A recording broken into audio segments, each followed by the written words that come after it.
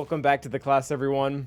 One of the great things about Galaxy of Heroes is the fact that it is a live game that is consistently and constantly bringing new characters in, like Darth Bane and Queen Amidala.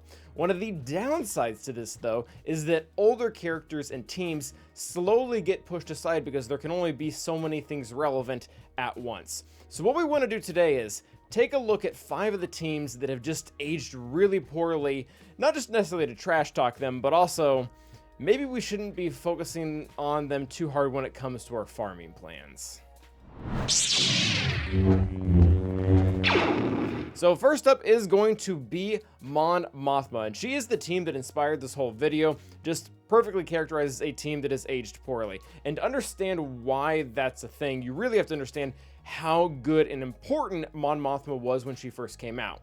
When she first came out, we were right in the middle of Lightside GOTB, which was a very challenging game mode that very few squads could go 4 out of 4 with the waves. We also got Jedi Knight Luke around that time, who was one of the characters to do it consistently first. But Mon Mothma was there, and with her added team, she was able to pretty reliably get through those phases, and then even more so once Kyle Katarn was added, even if you didn't apply as TB Omicron, because it's kind of awkward because it is actually really good, but at the same time it's a TB Omicron, so we don't really want to put it on.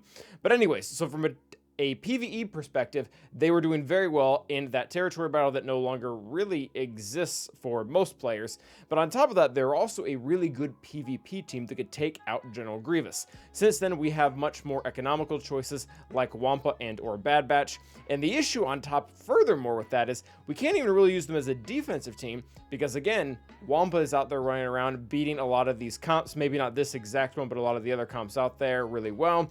And on top of that, Iden, who really doesn't even need to be at relics to be able to beat a relic Mon Mothma team. So overall has fallen really far from grace, was very good in both PvE, PvP, offensive, defensively, and now really has nothing to her name other than the fact that these characters, or at least most of these characters, are requirements for other things that you would get to whatever level you need them to get the character, and then you just leave them there to kind of do not really much of anything at all.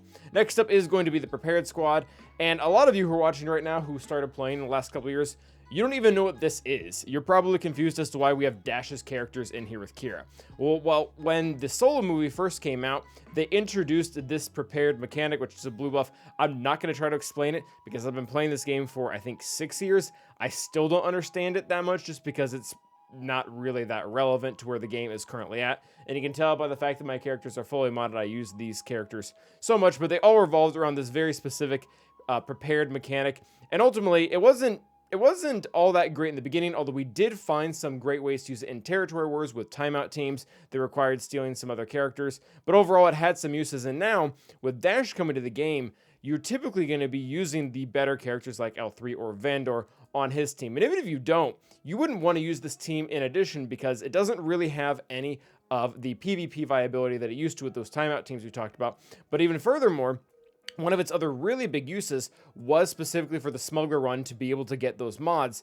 And when we look at the Smuggler faction now, you really don't need to go after the prepared characters to be able to get them. I remember I specifically got Chewbacca because I knew I didn't want to build up this team, because once you get him and Han going, you can beat the lower tier of the Smugglers one, or rather the non-Jabba one, very easily. But then again, we just have so many other good premium characters that are Smugglers in here that even if you are a newer account, you're better off trying to build up your Dash or your Nest or your Zoe rather than going after this specific squad here. So again, had some uses, but has essentially been eclipsed entirely by a lot of newer teams that have come out. Next up is going to be the Wookiees, and this reign was really short-lived. They obviously haven't even really been in the game all that long. I believe they're over a year now because Tarful himself is accelerated, so that part is kind of nice. And the team overall isn't that terrible because it can be used as a transitionary team, and by that I mean the fact that every single character here, except Clone Wars Chewbacca, is a requirement for something else, so you might just use them as filler for a really long time. That's kind of fine if you're using them as filler, but building them up intentionally beyond kind of where they're at now, it really just doesn't do much. We thought it was going to be really helpful in the territory battle because they have their own special mission. The issue with the special mission is it's actually not, I don't even think it's labeled a special mission, because it doesn't give currency. So what essentially that means is you're better off just building up the rest of your roster that is good in a lot of other areas, using that GP in your guild to eventually just 3-star all of those layers of planets without necessarily building this team all the way up to R7 on characters like Clone Wars Chewbacca. I guess you could sub on Vandor for TV. But overall, just not that much value there as much as we thought there was going to be. And then they had Datacrons for a while that were helping them really hold up in PvP. Not only do they not have those Datacrons anymore, but on top of that, the teams have just gotten tighter and tighter and tighter, at least at the very high end. They just don't have that much of a spot. So again, feel free to keep using them as a transitionary team before you farm better teams, because they are just very convenient with the fact that most of them are requirements. There are some situations where you would definitely want to use them. But I am actually really hopeful with the Wookiee faction, because while most of these other guys over here have other teams that they're going to, I feel like there's still a lot of opportunity to add characters in here that could replace Clone Wars Chewbacca, or maybe replace veteran smuggler Han Solo, and we could start getting characters like Hanha or Gungi or something else that would be able to lift this team to new heights. Because right as it stands right now, the team is pretty raw. Like, I don't think you can even make a full Wookiee team without repeating Chewbacca, which I guess that's fine. There's no rule that says you have to do that. But at the same time, I feel like there's a lot of room for improvement that CG could really tackle if they desperately wanted to.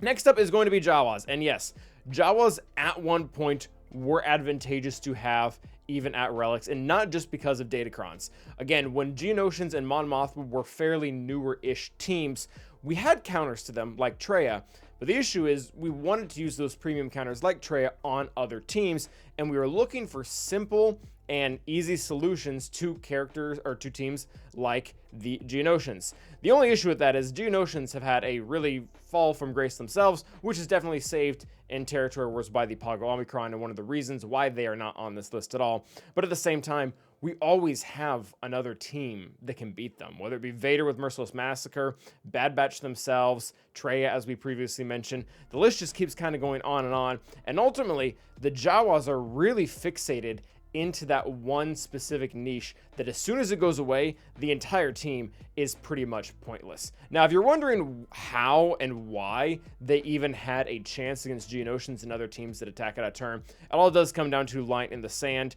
where they're going to be stacking thermals on the enemy team every single time they take a hit. So ideally, what you want to do is you want to go up against a team that doesn't do a lot of damage per hit, but has a lot of hits. Geonosians, Mon Mothma, maybe even Phoenix are actually all really good examples of this, where they're constantly assisting at a turn, but maybe just kind of paper cutting you to death. Actually, Ewoks would kind of fit alongside that as well, but really have no use. I don't think they've really ever had any PvE use. Actually, they have.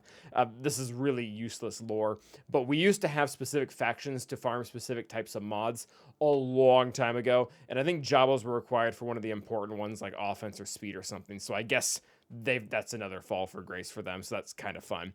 And last, and I guess kind of not really least, is going to be the Ewok faction. And this one's a little sad for me because way back in the day, Ewoks were actually a premium offensive team that could beat First Order. Obviously, this was before Kylo or even Hux came into the game, but that was a really neat trick, especially from a Territory Wars perspective. And ever since then, they've just been slowly closed out.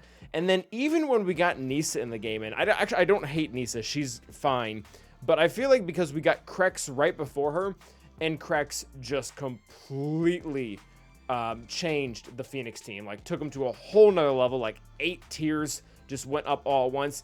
They looked at Nisa's kit for maybe what they had planned in there, like, you know, maybe we shouldn't go too crazy with these Lifter or these Omicron type characters, and I feel like they reeled her back just a little bit. A lot of the stat gains aren't completely atrocious, and the abilities themselves seem to be capped in a lot of other ways. So Ewoks really aren't beating a lot for anyone else. I guess if you're in a similar position to that of the Wookiees, where, you know, you farmed up these top 3 specifically for Leia, and you need filler teams because you just don't have the other teams, and you just got pushed into a Rhodium or Kyber or whatever it is, and you throw them on there, and that's fine.